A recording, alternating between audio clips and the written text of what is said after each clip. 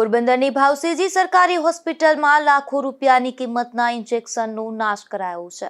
Corona કાળ દરમિયાન મગાવેલા લોહી પાતળા કરવાના ઇન્જેક્શનની ડેટ એક્સપાયરી થઈ જતા તેનો નાશ કરવામાં આવ્યો છે। હોસ્પિટલ દ્વારા 17 લાખની કિંમતના 10,000થી વધુ ઇન્જેક્શનનો નાશ કરાયો છે।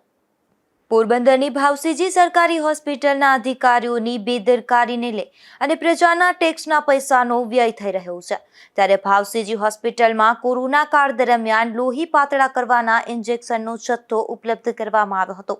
આ જથ્થામાંથી 10,000થી વધુ ઇન્જેક્શનની 2023ના વર્ષમાં ડેટ એક્સપાયરી થઈ ગઈ હતી, ત્યારે તેનો નાશ કરવાની કાર્યવાહી હાથ ધરવામાં આવી હતી, જેમાં હોસ્પિટલ દ્વારા ₹17 લાખની કિંમતના 10,000થી વધુ ઇન્જેક્શન નાશ કરવાની કાર્યવાહી કરાઈ છે। હોસ્પિટલ તેમજ વેરા હાઉસના અધિકારીઓની બેદરકારીને લઈ અને પ્રજાના લાખો રૂપિયાનો વેડફાટ થયો છે। અશોક થાનકી, ગુજરાત ન્યૂઝ, પોરબંદર।